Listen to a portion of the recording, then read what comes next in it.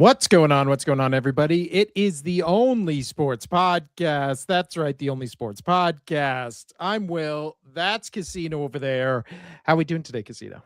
I'm hanging in there. Oh, man, boy, am I hanging in there. Yep. This is why we're starting about 10 minutes late. I had to have a little vent session to my boy here. Yeah. That's usually what happens. So if we ever start the show late, it's Casino's on a phone call or he's ranting to me about something. Hey, you've done the other. It's been the other way around as well. Okay, but yes, we are sharing.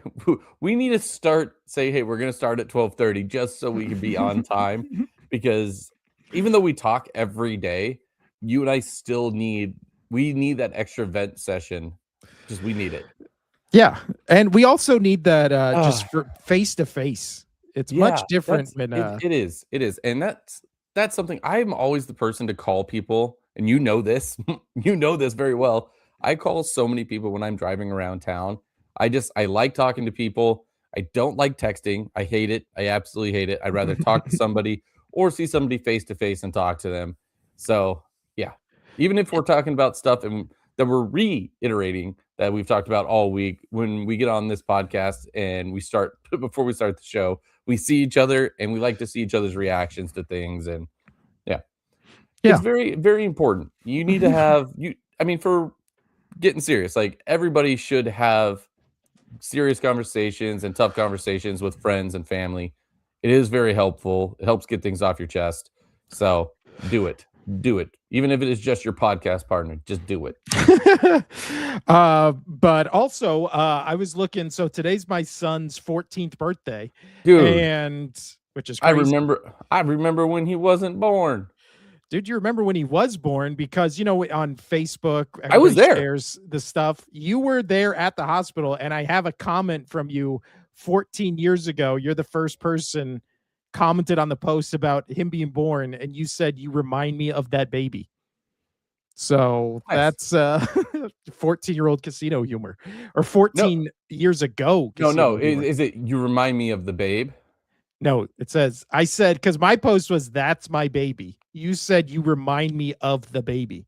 Dang it, I got it wrong. I was trying to quote David Bowie from Labyrinth. You remind me of the babe. What babe? Babe with the power. What power? That is a good movie. Power that voodoo. Still holds Voodoo, up. you do what? You remind me of the babe. Dance. I love that song. So yeah, shout out to my son. Yeah, 14 years old. It was great. We were there, and while she was getting ready and to have the baby and everything, you and I were just watching Futurama, and I loved it. That was great. Yeah, she's in agony in the bed next to us, and you and I were just like, "You're doing great." Oh, this is great. Bender's funny. I also can't believe I have a 14-year-old and I'm only 21. That's crazy. I can't. The math doesn't math. He's a good kid. He's a good kid. He is. He's very funny, dude. We he's just a good kid. The amount of times that he's been around my kids, and my kids are 5 and 2.5, he's always been so great to them, and he will devote his time to helping them if they need something. You raised a good kid, dude. He's also might be funnier than me, which is the thing that is the craziest, because him, and my wife, so his stepmom, all have like a group chat, and so we were trying to switch his birthday dinner to tonight because it's originally Sunday, but we were trying to move it to today. But his girlfriend, who we're meeting for the first time, can only go Sunday and can't go tonight. So we were like, all right, we'll keep it Sunday. So then me and the boys, my two sons, obviously he's one of them, we were going to go to WrestleMania on Sunday, which now we can't because we have the birthday dinner. Well, then we were going to go on Monday, but on Monday, we're doing like the family birthday dinner. So basically, I can't go I can't take him to either of those because we're doing shit. And you were saying this is probably the last WrestleMania in the States for the next 15 years. Yeah, pretty much. My wife, she better be an awesome girlfriend. So my wife, but my sons obviously didn't know that I was going to take them to wrestling and all that kind of stuff. So my wife goes in the group chat, like after learning all this, sorry, babe, no wrestling for you.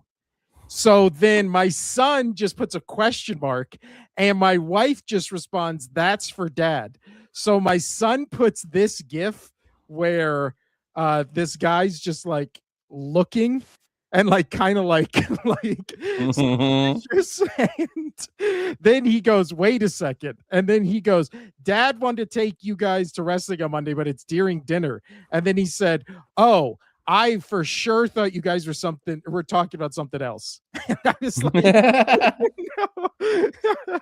So it's a funny kid. It's a funny kid, but He is a funny kid. yeah, but we're not here to talk about my child, Casino. We're never here Also, to talk about anything in the first 10 minutes. I know. Tiffany Branikowski says, "Hey yo, wait, what are you talking about? Oh damn, I feel bad for the kid. Good luck, man." I don't know why you would feel the joke. The whole point of that story was the kid was funny. We weren't actually talking about what he thought we were talking about. No. But what we are here to talk about today, Casino, is we'll get to the Diana Rossini, I guess, What? follow up since our last episode. It was a I good mean, episode. yeah, shockingly, more stuff has come out, which is, I know, shocking to literally everybody. But we are first here to actually talk about sports, Casino, What? because I know, crazy. The Stanley or the NHL, you want to go NHL first or NBA? Go NBA first.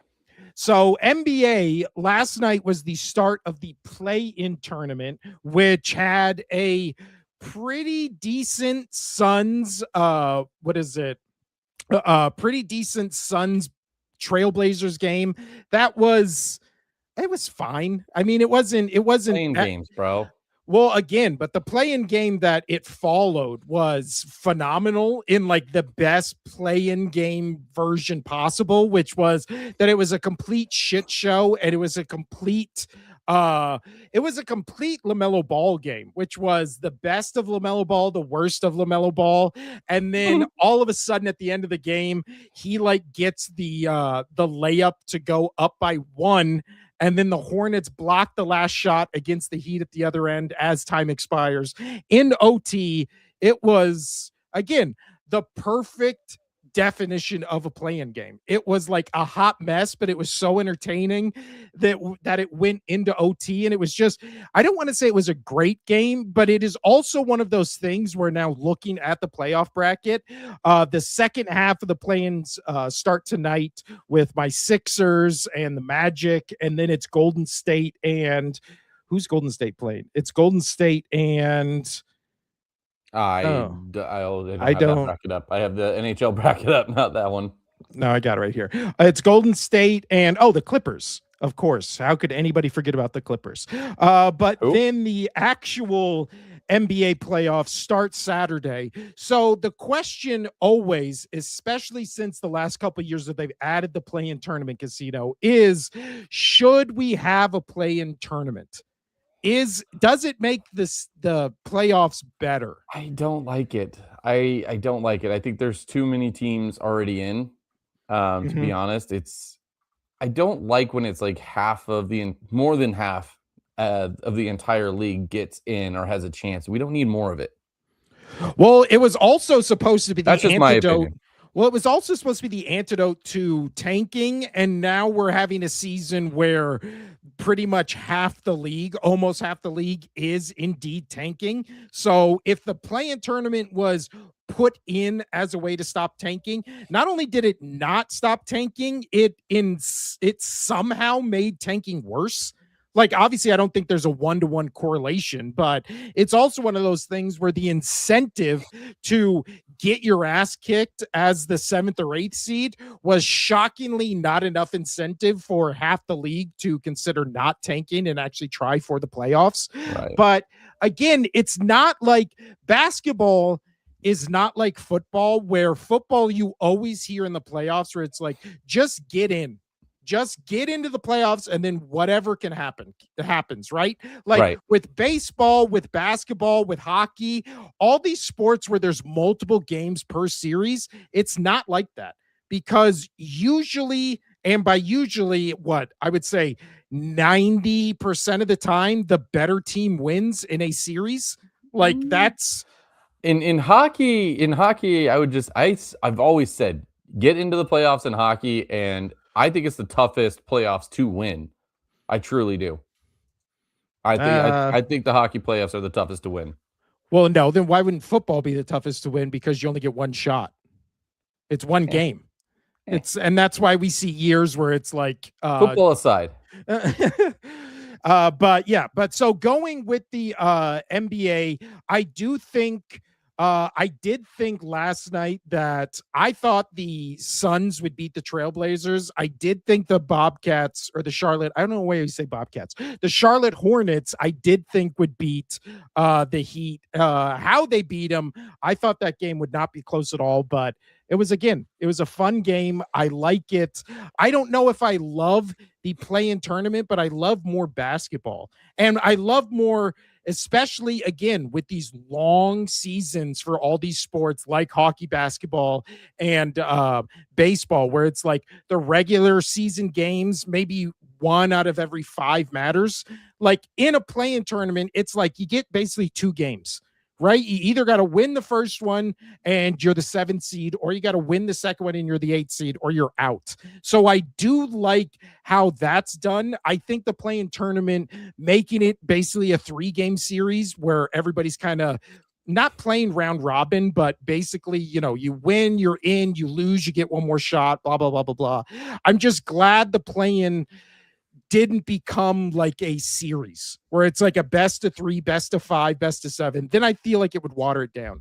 So that's now the it's point. basically win one, you're in, lose another, you're out. That I kind of like, but also I don't like where it's like, okay, you just busted your ass in this tournament. Now you immediately go to the best team in your conference. So it's like, get ready. Like, the play-in tournament ends on Friday. The playoffs start on Saturday. So you're just playing back to back to back to back. And again, in football, that helps where it's like you have all the momentum, blah, blah, blah, blah, blah. In basketball, in baseball, in hockey, that doesn't really help. Like, it's just one of those things where it's like, okay, we're not on even level playing field to begin with. Now we're even kind of more at a disadvantage because we're at a rest disadvantage. You've traveled more. It's just, but again, nobody thinks, what is it, any of the 7th or 8th seeds this year, they're at least fun. Nobody thinks they're good enough to upset the Pistons, the Celtics, the Spurs, or the Thunder, because No. obviously those are the four, I think clearly 4 of the 6, 7 best teams at most that could win the tournament this year. Yeah, I mean, as we've kind of talked about already, the whole East, it's Pistons or Celtics, right? I mean, Knicks, Cavs, they're fun, but and they have a good shot, but I think Pistons and Celtics in a series, they will win in the series. And over in the West, so I feel like it's a little more wide open. And I do say that because the Thunder will advance. Geez, you heavy breathing. Jeez, man.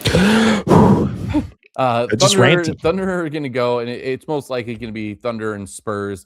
That's my opinion, and yeah, it's going to be that 1 and 2 seed for each side making it, unless there might be one upset in there. But this is kind of feeling very similar to what it was like for the college basketball. I would love to see it come out to be Spurs, Nuggets, and Thunder.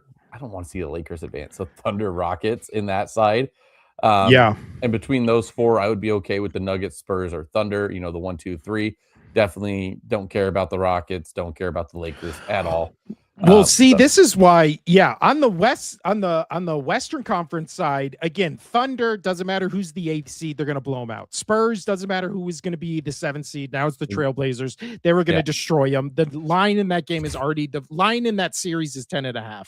That's what is it? A blowout. Right. So didn't matter who was the 7th or 8th seed. The interesting games, I also think Nuggets are like the hottest team in the league right now. So I think they kill the Timberwolves, which also a lot of this seeding came down to the last game of the season. And if the Lakers would have been the 3rd seed and the Nuggets would have been the 4th seed, I think actually both those series would have been better, because during the regular season, the Lakers own the Timberwolves. They never lost to them during the regular season. So now without Luka, there would have at least been, I don't know, a snowball's chance in hell that they could actually win that series. Timberwolves could do it.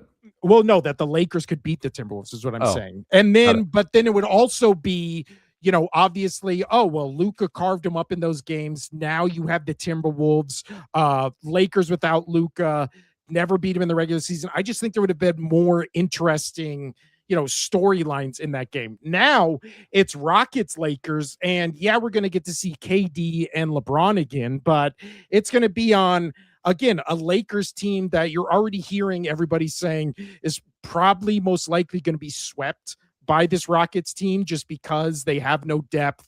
Their defense is bad. They lost their two best scorers on offense. Luka, again, he might come back in this series, but when he comes back, does everybody No. just expect him to just immediately start dropping No, 40? we said at best he's coming back in the middle of the second round, dude. Like Yeah, if and they I try to don't. put if they try to push him to if they try to push him before that, like they try to get him in this series, you're just jeopardizing him for the future. Don't do it. Rest Yeah, him. You already know that you guys are going to get knocked out. I don't know if they'll get swept, but they're going to maybe win one, but it's going to be close. They're not going to make it a big series. well, So also, rest him. what if you're the Lakers and you're LeBron James, you're going, hey, if Luka comes back, we might actually have a shot to surprise some people in the second round. First round, if you're LeBron, how do you not go, this is a big legacy, I don't know, It legacy is. series for me to just say, if I can carry another team that shouldn't be there to the finals one more time. Now he's never done that in the West, but he did that in the East basically every Yeah, year they went to the finals, Yeah, especially with back the in his Cavs. prime now. Back in his prime, dude. Now he gets a cramp and he has to be carried off the court. Come on. But yeah, but I'm saying, but that's what I'm saying. This could be a legacy, not defining, because obviously his legacy is pretty You well know, defined at if this he could point. do this, if he can just somehow go back to prime LeBron and just ball For a out, series, that's what I'm mhm, saying. Like that it would doesn't even need be, to be past that. If he just do it for the series and he wins against the Rockets, you know yeah. what? Hats off. I don't like the guy, but I would hats off to you. That's what I'm Like, saying. I feel like that would be a real feather in his cap to just be like, oh, okay. Like we never saw Michael Jordan at the wizard stage of his career do mhm. anything like that. Like that again, do I think it's possible? Yes. Do I think it will happen? Absolutely not. But still, it's a fun thing to make, especially with KD, where KD during the season, what became like the fifth all-time leading scorer. So like two greats of the game going against each other, kind of on the last stops of their respective careers. That is a fun storyline. I just don't think the teams are. I mean, line's 5.5, which at this point is tied with Knicks Hawks. So it's not, people aren't expecting it to be a blowout. People aren't expecting the games to be bad. I feel like people are expecting the series to be bad because, like you said, maybe Lakers get one, but I think again, Rockets clear them after that. Now, the second round, and then on the East, like you said, it's Celtics Pistons. Again, Knicks are fun. I think they're going to beat the Hawks. Cavaliers Raptors actually might be the best series in the first round of all the matchups that nobody's going to watch whatsoever because It's just gonna be sad. I mean, but I agree. I do think that would be the best. And I'm not even the biggest NBA guy. yeah, Outside of that, it might be it's the 2 4 seeds playing the 2 5 seeds, right? The yeah. Lakers, Rockets, Cavaliers, Raptors. And Because I you want to love see LeBron, you want to see KD, then the Cavs and Raptors. I think will just match up well against each other. Yeah, And I love when it comes to the Cavaliers Raptors. I love all the talk about how it's like, well, this Cavs team, since last year, they've added James Harden. It's like, yeah, James Harden, perennial playoff contender. loser, James Harden. Like it's like that. People say that as if it's a plus instead of a minus. Like dude. It's the them biggest adding, minus. He yeah. he cost them people. He cost teams games because his defense is so bad. Well, and in the playoffs, he is like he's the opposite of clutch. He's anti-clutch. So why would you want that in the playoffs as your that we've gotten better, like check from last year, we now have James Harden. Like, yeah, maybe during the regular season it was fun, but during the playoffs, we've seen him melt down, oh, Yeah. I don't know, his entire During the career. playoffs, James Harden is his meme or is his gif where he like looks at the camera and goes Yeah. away. Like that's him in the playoffs. Like, dude, Yeah. he's there and then he's gone. Ugh. He's horrible to watch. And I don't like he frustrates me because he gets away with that stupid ass step back jump trap bullshit, and I hate it. I Well, he hate it plays. so I've much. never liked James Harden's style of play because I just hate iso ball. I just Me hate too. let's dribble up the court. I'll run the clock down the entire time, and then I'll try to make a move or a shot. I've always Yeah, hated that style. that's like But I the mean, it works for him. 3-on-3, tournament street ball stuff, like where you're out there and it's yes, you might have a play set up this or that, but you kind of like take turns doing the one-on-one situation. Honestly, I think he would excel in that. I In think that he would be great in format, that he'd because actually probably be that great. is his style of play. Yeah. But as far as the East, again, the first round matchups, I don't really care for outside of Cavs Raptors. I think the second round, the conference semifinals in both the East and West might be one of the best if it goes the way it's supposed to, right? And even if it doesn't, if there's a shock team here or there, I think all of a sudden in the second round, you have KD and the Thunder, or KD and the Rockets versus his former team in the Thunder. I Yeah. think that'll be a fun series. And then the other side, you're Nuggets, going to have, Spurs. yeah, you're going to have the best, what is it? Probably best series, in my opinion, of these playoffs, which is going to be Nuggets and Spurs, who, again, every time they played this year was must watch TV and just a game that went down to the final seconds. Like, Mhm. they played maybe the best game of the entire regular season, 2 weeks ago? Like that, if that's a 7-game series in the second round, and then winner of that series plays the Thunder, like that's what is it, 3 weeks of basketball where everybody's going to be like, this is why we watch the NBA. Like Yeah. to see, the best three of the best four players in the league all trying to get, one title, especially where you look at how the MVP voting is going to turn out, where Jokic is the first player in NBA history to finish the season leading in assists and rebounds in a season. It's incredible. Like what he's doing is insane, and yet he's still overshadowed by what Wembanyama's doing, by Well, what he's tall. well, and Sorry, yeah, I mean stupid. Wembanyama, he is tall, but and then yeah, what Anybody will be in SG his shadow. Sorry, that was and dumb. then I get your joke now. I get that's Thank you. good one, Casino. Good Thank one. you. Uh, Yeah, went over also, your head, not his. but okay, you know what? Two Guys Baseball says Trump won. I don't know what that is in reference to. Okay. Okay. He He did, did. but I don't know what that has to do with literally anything we've talked about for 24 minutes. But okay. I don't know what we've talked about for 24 minutes. So. But in the Eastern Conference, I think for what feels like the 10th year in a row, I like the Celtics Knicks in the second round. I think that's a fun series. That would be so fun. It's two of those fan bases that are like the most rabid and most unhinged when it just comes to Boston and New York sports fans going at it with each other. Again, I feel like those two cities, just in every sport, they never really have real rivalries, like divisional rivalries, but they always have rivalries with other sports. I mean, obviously, you think Giants Patriots. Don't have to reminisce about what happened there, Casino. No. But yeah, the Knicks Celtics, again, it's fun. Pistons, like Cavaliers or Raptors, I think again would be the least watch of all the conference semifinals, but it'd just be fun. It'd be interesting to see, especially if the Cavs can get through it, just the Cavs Pistons. Again, we talk about a LeBron legacy playoff run. What about a James Harden just legacy playoff run? And maybe he That will does not turn into happen. something. I have more Yeah. faith in LeBron doing it than I do Harden. Oh, I would bet 100-1 it'd be more LeBron than Harden. But yeah, I agree.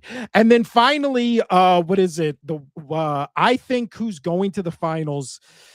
I still think it's going to be Thunder, even though I would love to see the Nuggets. I'd love to see the Spurs. And then out of the East, I don't know how it's anybody but the Celtics. I just think it's going to be Celtics, Thunder, and Thunder end up winning. But again, any combination of really anybody but the Hawks, my entire lifetime, they've always felt like the 6th seed or lower in the East. They're always in the playoffs. They're a team, man. They're always just good enough to get into the playoffs, and then they lose. There was a couple Trae Young years where they were fun, but other than that, I don't know. Again, the Hawks always just feel like there's teams in so many sports where I forget their teams, but NBA is probably the one I forget most. Like I forget about the Sacramento Kings. Like when people are like, yeah, the Kings from California, I'm like, oh yeah, the LA Kings, and they're like, no, the Sacramento Kings. I'm like, who? Yeah. And then you have the Hornets, the Magic, like, dude, they all seem like minor league teams to me. I mean, I just forgot the Clippers were a team for like 10 minutes ago. So, yeah, again, there's too many teams in all sports. That being said, I can't wait until the Las Vegas team comes in here. I can't wait. I can't wait, Even dude. if it does happen. It's going to happen. Then they've already confirmed it happening, right? Well, they confirmed they're putting out the feelers to see if they want to bring a team. But again, when they open up that can of worms, they better not make, if that happens, they better not, make the taxpayers make us pay more for a new stadium. They built T-Mobile. So I had this argument with somebody the other day. They built T-Mobile to have it be a hockey and an NBA arena. Yeah. Like you have it. You have it. It's right there. Just use it. We don't need to build anything else. Well, they're going to build something else. What is it? This is a side note, but I was watching this Patrick CC video where it was on YouTube. He just released it. It was about how like Las Vegas is dead.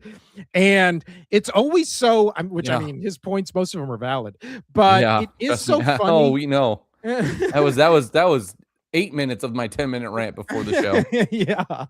But it is so funny how when people don't live in Vegas and then they do a video about Vegas and they just get like obvious shit wrong. Like he did a video where he was like, these are the deals the Strip used to have. And it was like a commercial for the Santa Fe. And I was just like, the Santa Fe casino is nowhere near the Strip. That's like 35 minutes away from the Strip. But he was using that as an example of the deals Vegas used to have, they no longer have. And it was just like, you could have just like literally just Googling where the Santa Fe casino is. Santa Fe Station Casino is one of the older station casinos in town. Yeah. And what we grew up in it, that's where we used to go see movies and stuff like that. That is nowhere near the every Strip. Thursday. Yeah, but again, that was just one of those weird things. And I've seen a lot of videos of people being like, Vegas is the worst idea ever possible for a basketball team. It's just like, do you guys understand how like an original team in Vegas for hockey is like just taking over the locals as like now everyone's just a hockey fan? Like, I mean, look at the WNBA, for instance, right? It's not crazy popular for most people, but those games, there's a lot of times that arena sells out. Dude, we sell out minor league baseball games. Yeah, we sell out minor league baseball games. We have better attendance than the actual A's did, and we were their minor league affiliate. Like, Vegas, when it is, oh, I just got goosebumps because it's so true. When it is our sports teams, we've been wanting them for so long. It means a lot to us. I grew up going to the minor league hockey games out here. They would be full. Oh, yeah. Arena Football League. Like, it was like when we were kids growing up. Arena Football League, everybody was stoked.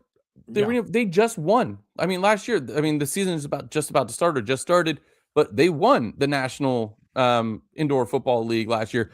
And at my work, people were watching that. They asked for us to turn that on. Vegas locals wanted to watch that.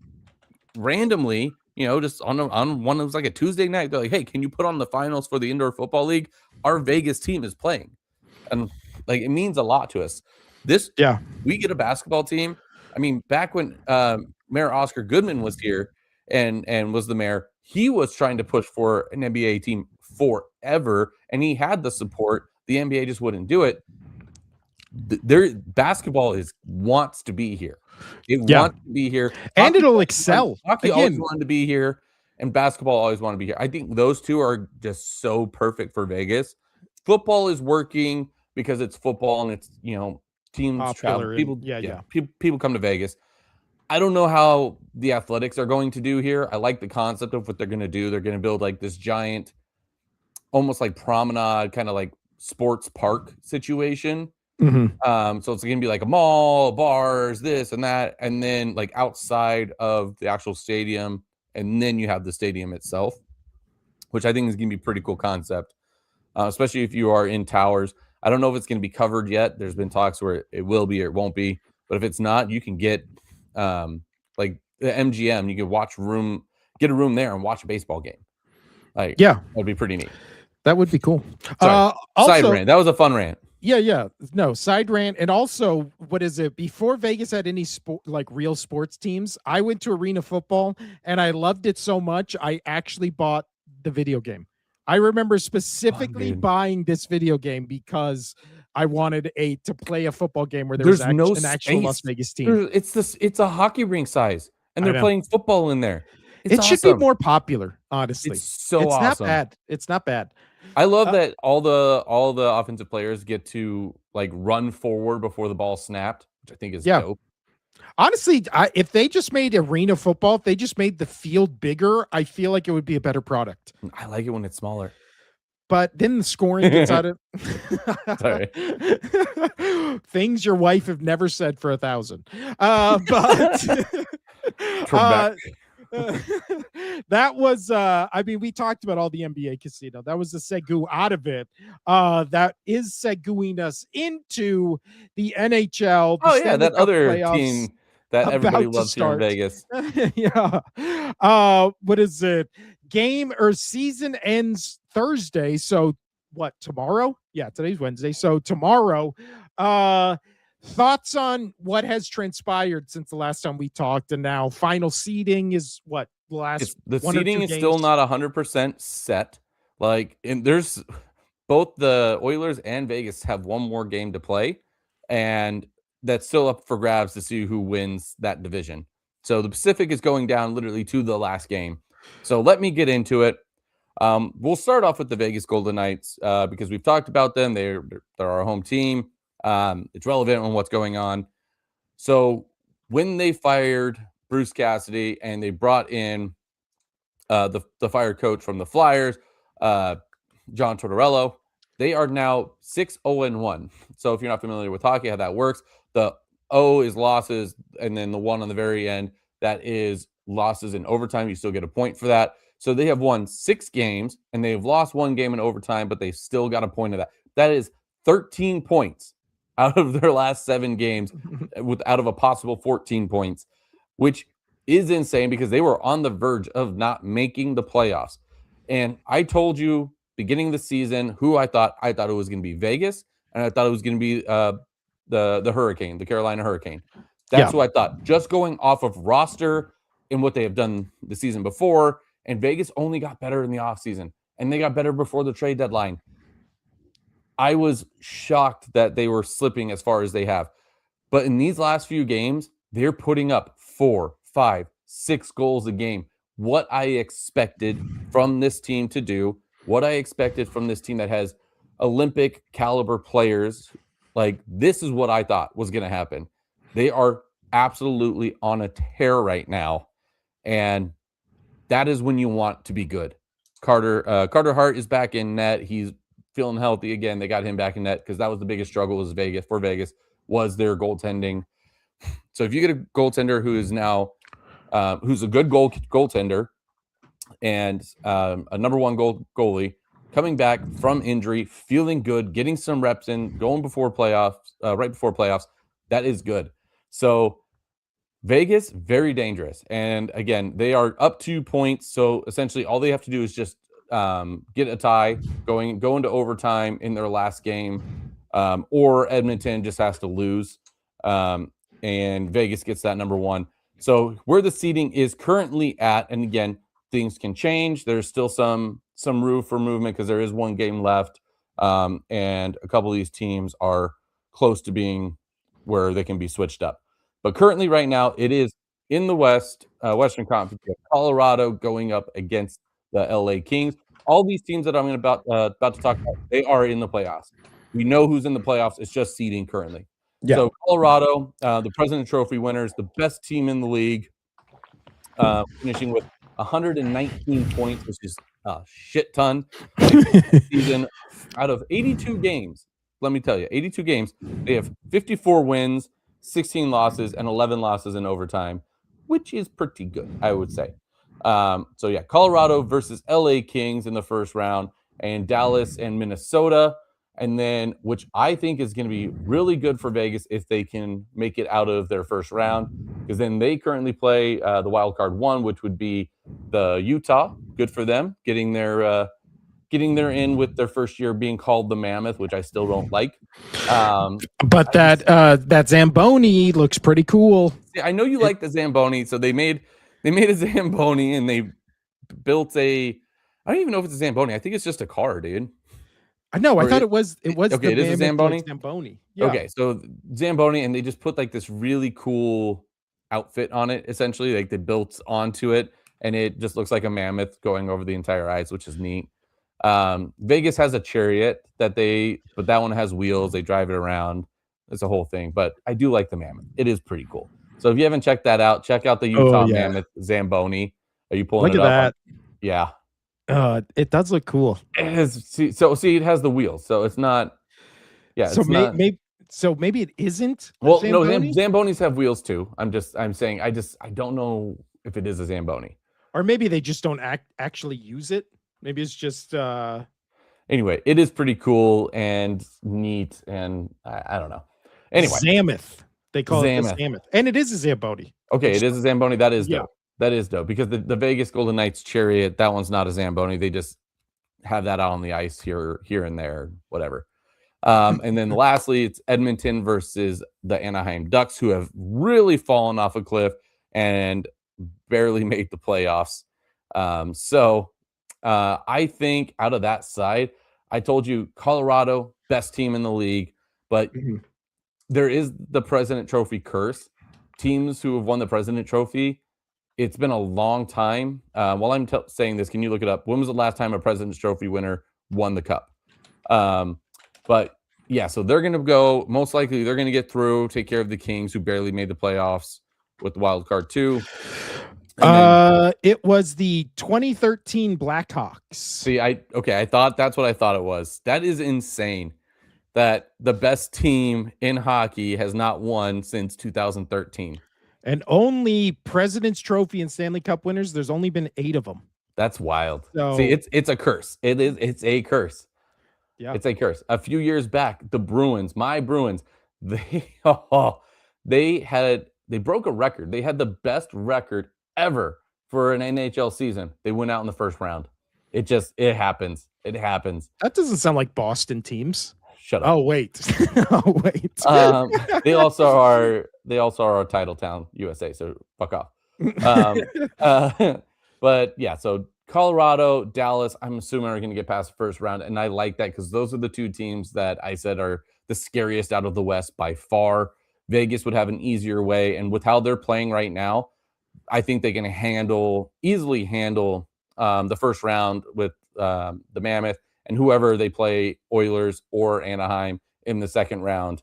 Yes, they've been on their tails, and they were actually trailing them going into the last 2 weeks of the season. But with how they're playing now is how I expected them to play, putting in goals. They are offensive powerhouse on paper, and they are finally starting to do that with Tortorella. And that is what Tortorella does best. He's done it with many teams and won cups with those teams where they were struggling. He comes in and he turns them around right when they need to be turned around. So now moving on over to the East, hats off to Buffalo.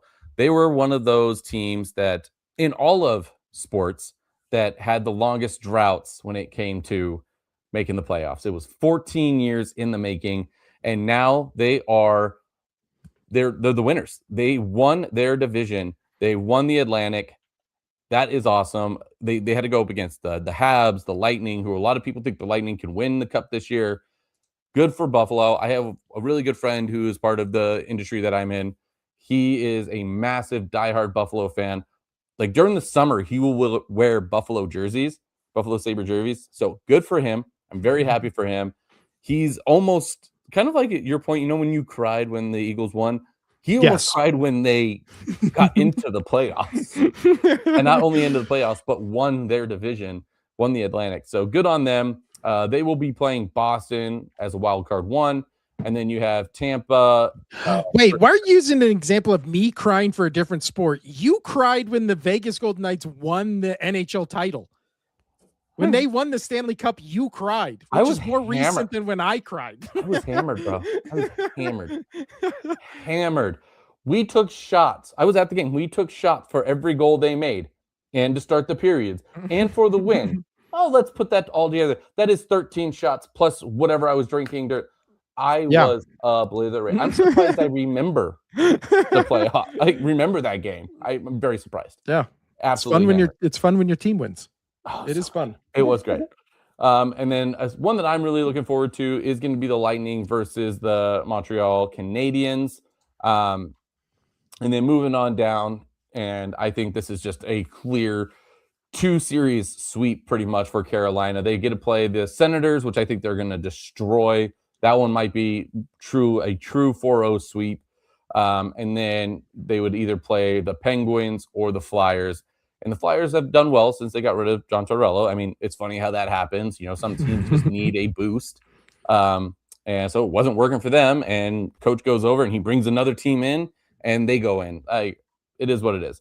So from here on out, I do still think I'm going to go with what I said while the Vegas Golden Knights are struggling. I think it is going to be the Avs and Carolina taking the whole thing just because the President Trophy curse.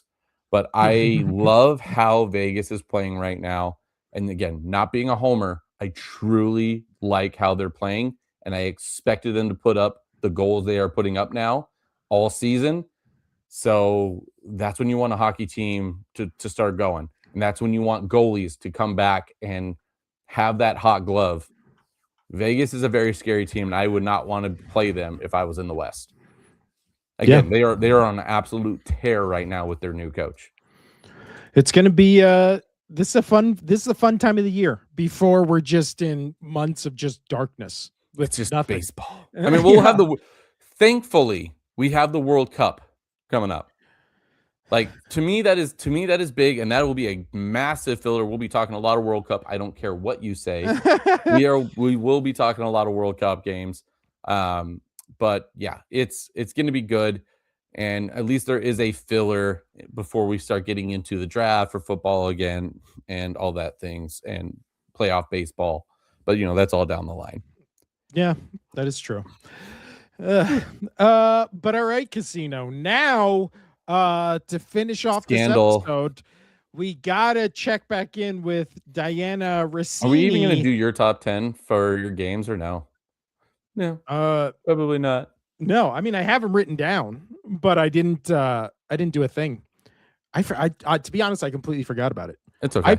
I've literally have my list. I just didn't make the. I feel like we do that a lot, where I do my list and then you're just like, oh, well, it's because we miss an episode in between, so then it's like that weird thing. But yeah, what is it? Blame me on that one. So as we talked, the last time we did a show was last Wednesday. So yeah, see, that's why it's been a week, and we were going to do a show Monday, but. Casino had stuff to do. I was coming back from California. The time just didn't sync up.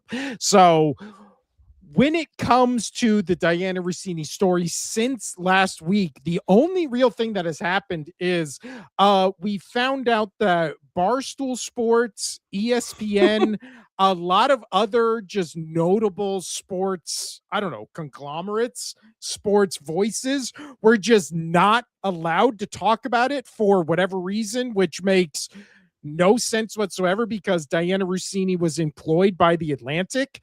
So why are they not talking about it? Well, The Athletic and The Atlantic, or the what am I thinking of? The Athletic, there was one more she was employed by. It doesn't matter. But basically, she was not employed by Fox Sports. She wasn't employed by ESPN. She's not employed by Barstool. I think she's not employed by Dan Patrick or Colin Cowherd, even though I know she's done, talking head pieces on all of those shows. For some reason, what I think has ballooned into a bigger scandal than we're even talking about. We'll get to the Adam Schefter part of it in a second, but it just becomes this thing where all of a sudden this big story in sports journalism is just not covered across the board. I sent you because after that show on Wednesday, I was like, you know what? I actually haven't seen anybody talking about it. I'm going to go on YouTube and see what clips I can find about it. No clips of anybody notable talking about it. And Mm-mm. still to this day, no notable clips of anybody talking about it, which is weird because the only clips I found of people talking about it are people talking about it in a sense of, well, how come she's only getting in trouble and Mike Vrabel's not getting in trouble? And this is what about women covering sports and all this kind of stuff. Correct me if I'm wrong, Casino. I know it's been a week and we've had a busy week, but was Diana Rossini the one who was in the wrong in this situation? Why is everybody talking about this as if she's some sort of victim for cheating on her husband with a NFL coach that she was also 4 months hyping up that a player was going to that person's team even though it was unreported by everybody else? And again, Mike Vrabel is not a saint here, but he is also in the wrong. But again, he's not a journalist. He's a NFL head coach, which again, if Diana Rossini was working on his staff, would be in a hell of a lot more trouble than she is. Oh, I don't know, evident by the fact of we had 3 head coaches last year who all got fired for this kind of conduct with people on their staff. I agree. Like, so first off, it's all allegedly. oh yeah, allegedly, blah blah. So first off, I want to say, you know how I brought up last week, I hate how journalists, they say, oh, this happened, take our word for it. We have eyewitnesses and blah, blah, blah, blah, blah. And I brought up, okay, they talked about this breakfast, this dance at the bungalow at night. Where are those photos? But now on the flip side of that, you know what could shut down this entire story, just this entire thing, is if Diana Rossini and Mike Vrabel, they were just like, yeah, here are the photos. Here are all the other people. Yeah, they were with so many people. I mean, where are they? So they don't have one. This photo? is what I hate. This is what I hate because now it's just everybody doing what we're doing, like just speculating this or that. Because where's the hard proof from both sides? Right? We got the initial scandal. Right here it is. Here are these photos. Here's what happened. This is what people have said. But it's all, again, photos can be deceiving because it's just them. I know what the photos look like, and I know the holding hands thing, and it's all bad. It's bad. And last episode, I was trying to defend it as much as I can, just to be fun and have a show. But it's bad. But all they have to do is just show those photos. So why aren't they doing that?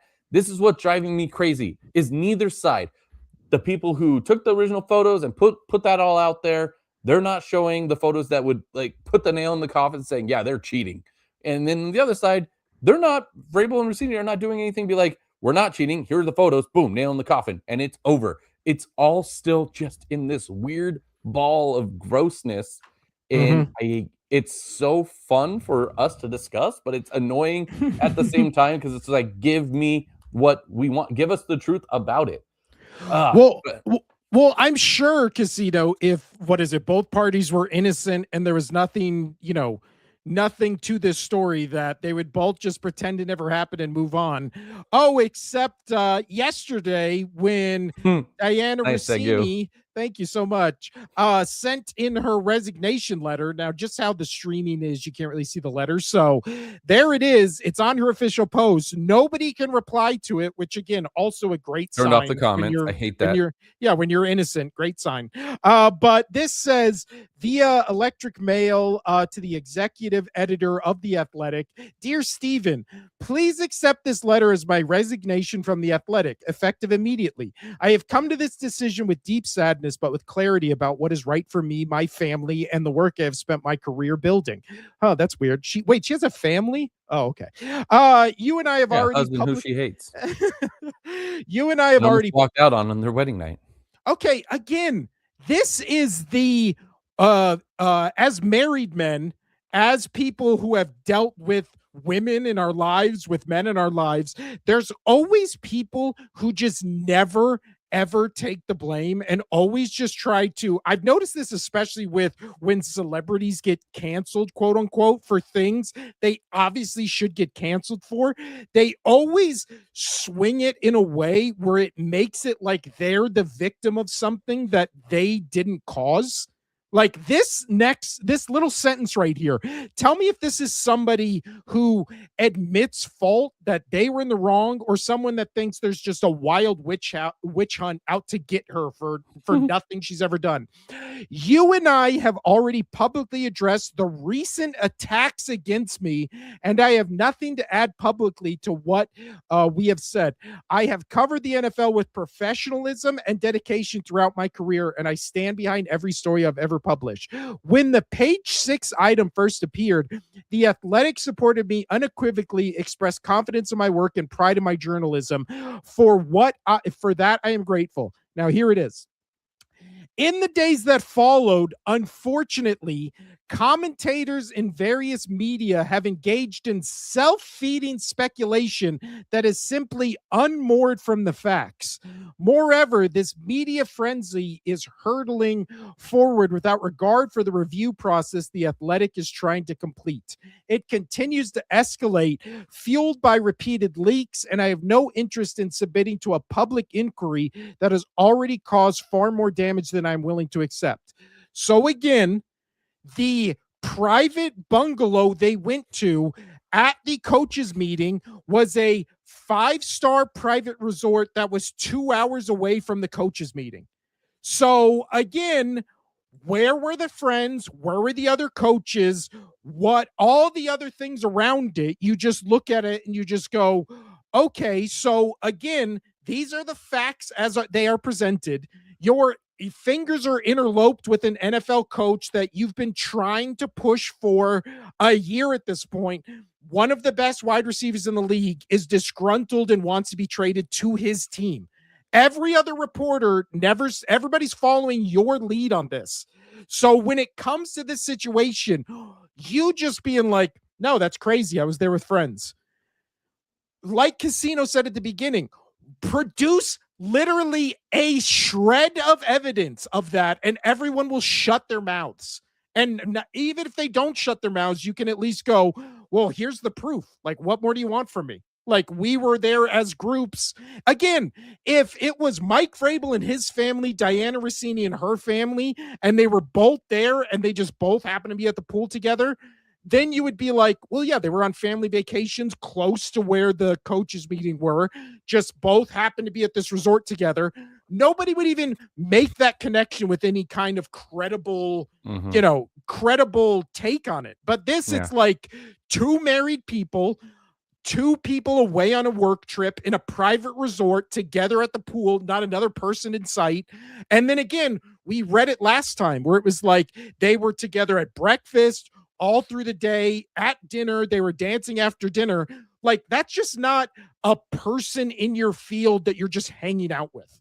It's again, and people say, oh, well, if this is Adam Schefter, if Adam Schefter was in this exact same position with that, the owner of the Colts, this would 1,000% be as big of a story. What the fuck are you talking about? People acting like it's just like, well, it's just because she's a woman and like all this kind of stuff. It's like, no, it's because she's a woman and what she's been saying for the past year about the man who coaches the team she's been talking about and hyping up apropos of nothing for a year. Like, that's what the story is. Again, the story would also not be as big if this was random coach from what? A team she's never reported on. Right. Like, let's say it was the Redskins, or the Commanders head coach or whatever. She'd never done any stories about the Commanders that I can remember that were as high profile lately as the AJ Brown thing. So then nobody would make a big of deal about it. It's everything. And I'm tired of people pretending like none of the details matter. And it's just like, well, a woman in sports, what do you expect? She's getting attacked. It's like, that's not the story. Right. And you're talking about, why Vrabel's not getting, taken down by this as well. it's really, I don't remember who I was listening to. It was somebody on Fox Sports, because that's all I listen to when I drive around. It's Fox Sports Radio. And they brought up that he has the protection of the NFL. And I say that because he just won Coach of the Year. He took a team to the Super Bowl, right? If this was a team that was a coach that wasn't doing these things, then I think they'd be in a lot more trouble. They would be out already. They would be on the curb. Well, again, also, if she was on his staff, it'd be a completely different story. 100%. We've seen that story already, like with multiple other coaches. So yeah, that's why I think that's why Vrabel's not getting hit too hard on this, is because of what he's done for that organization and the NFL. And well, it's also one of those things where, like, you can still say Mike Vrabel is an asshole, a dickhead for cheating on his wife, but cheating on your wife, allegedly, as an NFL coach, like, unless he had some type of conduct clause in his contract, which I highly doubt for Robert Kraft he did, then again, what can they do? Also, this is not Diana Russini. No, but this would be bad for Vrabel to, what can they do? But now Vrabel has to go into his team. Like, he has to go to his team and be like, yeah, guys, let's go to practice. Yeah. Did he not address it? Like, it's going to be really tough, especially, his quarterback, this super nice young, kid who's got the things of the world of Vrabel. The running back on his team is already quoting Bible verses about, what is it, not cheating on your wife. Like, we read that last episode. Like, I'm sure in the locker room, there is going to be some blowback in the organization. We'll see what happens when they come draft day. Let's see what kind of running back they get. Yeah. But again, come I on, feel Boston like... sports coaches and people, like, I love you guys so much. Boston through and through. Can you just give me 1 year off, dude? 1 year off. I'm having a scandal in Boston sports. Just please. But again, it's like everybody keeps trying to be like, oh, well, nobody's talking about Mike Vrabel. It's like, it's not the same thing at all. And also, Diana Russini was not, this didn't hurt any of her job opportunities. She was the one that walked away. She doesn't. Yeah, 1,000%. I mean, she was probably forced out. But here's the thing. She's going to get a job anywhere. She might not be able to get like an ESPN thing again. She's most likely going to go to somewhere like Barstool, dude. Well, yeah, I mean, where that shit is. Go to the Dan Le Batard show. Dan Le Batard, again, has been talking about the journalistic integrity of sports journalism. He's been crying about it for his entire career.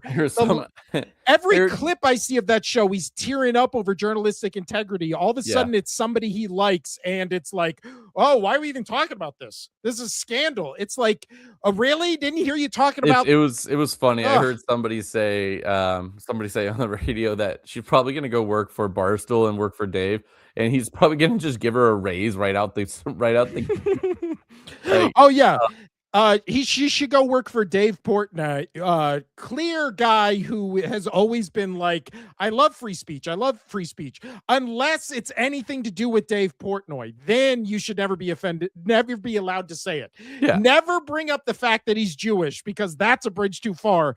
That coming from the guy who did a very public interview saying what women deserve to be, because this is YouTube, raped based on the clothes they're wearing. That's fine to say, but can't say anything about his religion, because that is one of the, that's a bridge too far. Again, all these fucking hypocrites in sports media. It's funny.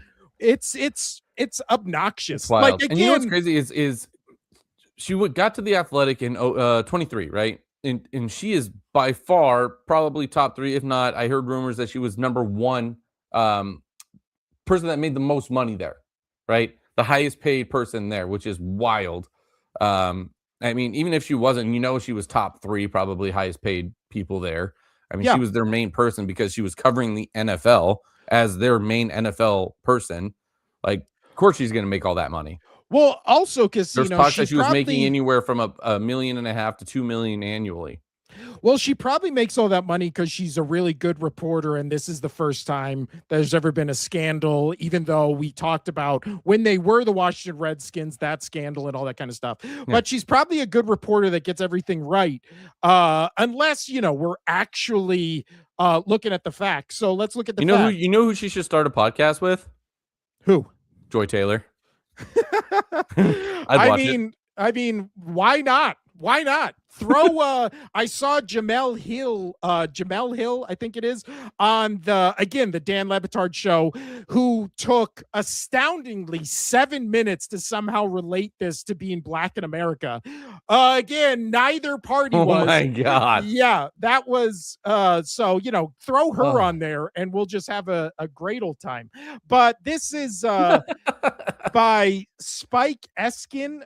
He's one of the douchebags in the media that is on Philly Sports Talk, who's just the worst. He said Diana Russini has been right about story after story before others on multiple occasions, including AJ Brown. I'm sorry, she said that AJ Brown was going to be traded to the Patriots. She's been saying that for 2 years now. What team is AJ Brown currently on? Oh, that's right. He's on the Eagles still. So that's weird. She's been right about that, including AJ Brown. Right. How has she been right about AJ Brown? Again, like if you take her just out of the situation, like AJ to the Patriots does sound today sounds interesting. They need that kind of a player. They have the space. Well, also now, what is it? As a Patriots fan, how does this not screw your team over? Oh, because if AJ Brown does get traded to the Patriots, how is that not collusion? How is that not whatever the fuck insider trading is for sports? Like, now that trade can't even happen, even if it was going to, because there would be the NFL, Mike Vrabel, the Patriots, the Eagles would be under so much fire. It would just be like, it's not even going to be risked.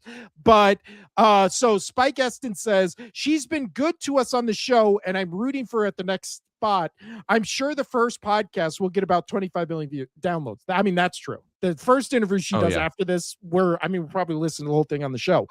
So then the readers, as they do on X, added context they thought people might want to know. Diana Russini has published numerous false reports, including Aaron Rodgers' desire to leave the Jets. There's a link. Steve Sarkisian's interest in an NFL head coaching job. There's a link. Max Crosby proposed trade contract. Again, there's a link. Also, we assume they all have links. We can see them right there. But people are also for the listeners. Yes, they all have links. Also, you can throw in Max Crosby saying that he really wanted to play for Mike Vrabel, which was made up, and she tweeted that. We covered that on last week's show. And then the final one that does have a link, Casino, George Kittle's desire to become the NFL's highest paid tight end.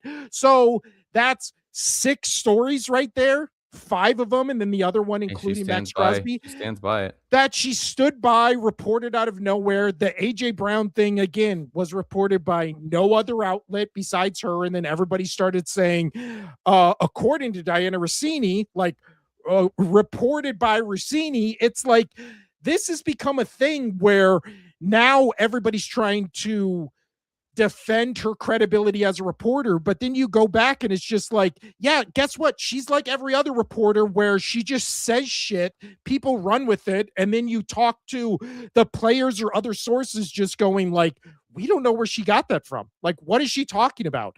So I'm sure if Mike Vrabel was like, I want AJ Brown, like, the easiest thing to do is just say, hey, AJ Brown, who's a guy in his early 30s, grew up with the Patriots as his favorite team, obviously because that's when they were winning all their Super Bowls, was when he was a kid.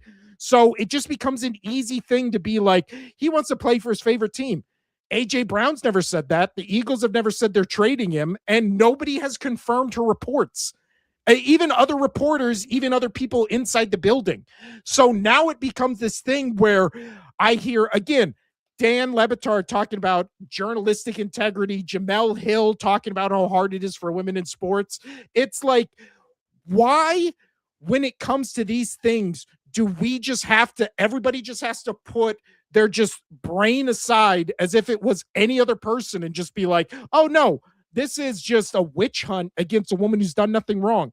The issue started when she was allegedly cheating on her husband with a guy she has multiple times been connected to on and off the field. It makes no sense whatsoever. It's and again, Mike Vrabel is not. Good story.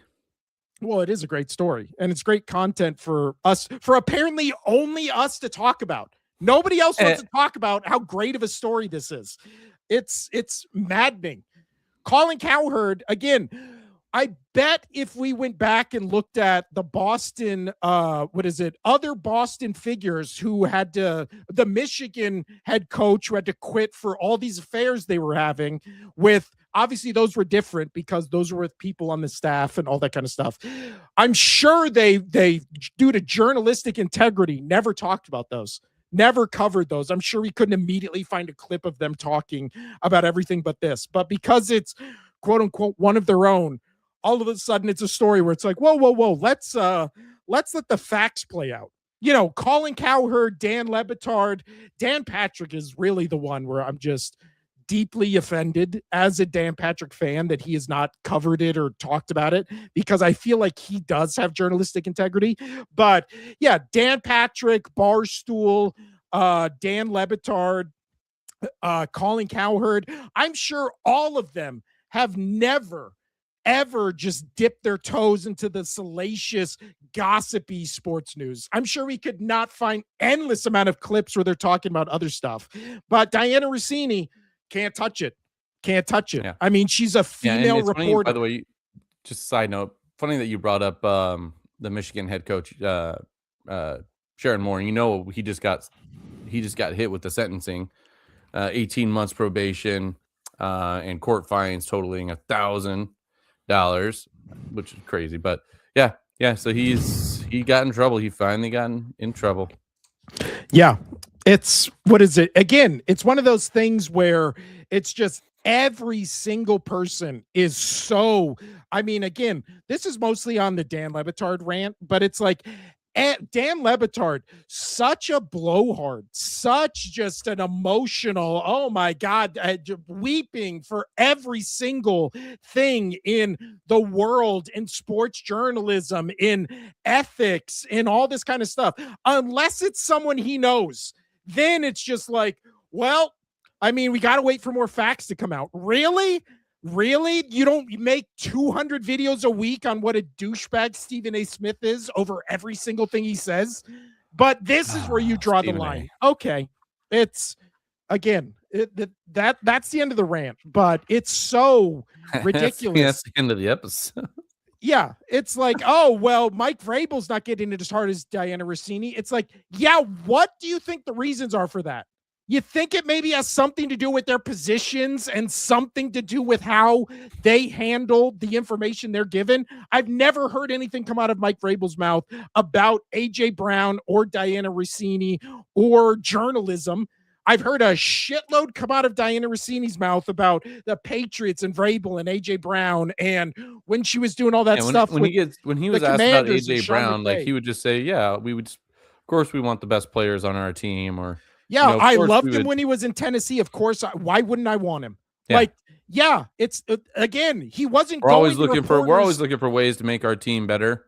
Like, yeah, he wasn't going to reporters saying A.J. Brown told me he wants to come here and play for me. I just got off the phone with him. He told me that. Like, if he was saying that and then this story came out, like, yeah, shit would be different. If she worked under him on the staff, if she worked in the Patriots building, this story would be a lot different. But he doesn't, she doesn't. This is the world we live in. She might work under him.